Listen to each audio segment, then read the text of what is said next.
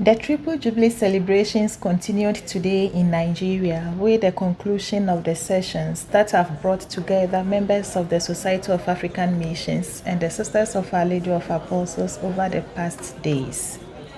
These sessions provided an opportunity not only to celebrate a shared history, but also to look toward the future and to identify new paths for working together in service of the gospel.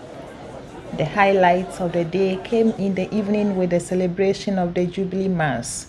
Gathered around the altar, the SMAs and the OLAs gave thanks for the 170th anniversary of the Society of African Missions, the 150th anniversary of the Sisters of Our Lady of Apostles, and the 200th anniversary of the birth of Father Augustine Planque.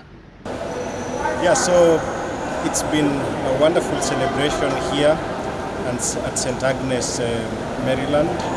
And for me, I've always heard about this particular church, St. Agnes.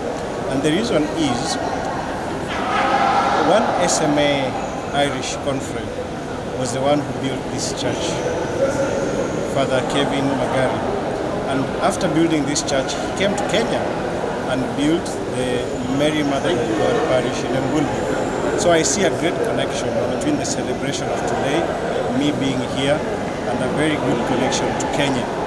We are celebrating the Triple Jubilee of the SMA and of the OLA. Even though the OLA are not in Kenya, yet we still have a very special relationship with the OLA in Kenya. Kenya has a great platform for education in academia, but also for spiritual courses. And so every year we have 2, 3, even 4 OLA sisters who are there studying one thing or another or following a particular spiritual activity. And we always invite them to our activities, we always visit them, and even for their different graduations. So there is a great connection between what we are celebrating here today and our province of Kenya. So it's been a great joy to be here in St. Agnes Chapel here in Maryland to celebrate the closing of 3 very special days for SMA and OLA. We've been together as part of our Triple Jubilee celebration to reflect on our common call to mission today.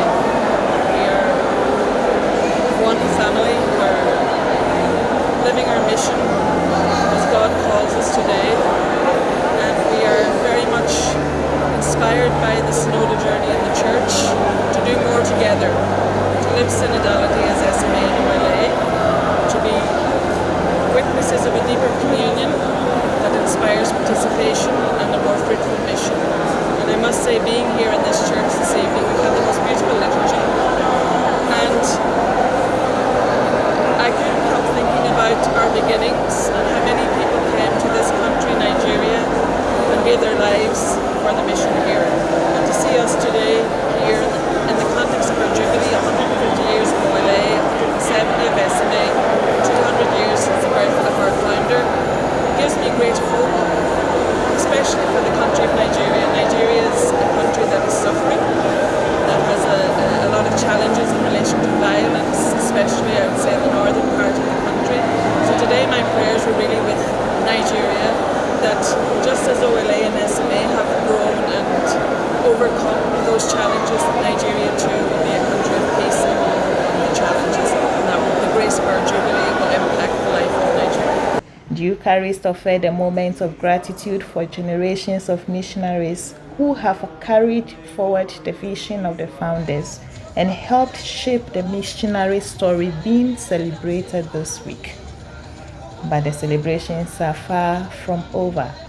As the SMA and OLA sessions come to an end, a new stage of the Triple Jubilee now begins with the arrival of congregations and missionary groups that trace their origins to the missionary visions of the SMA and OLA.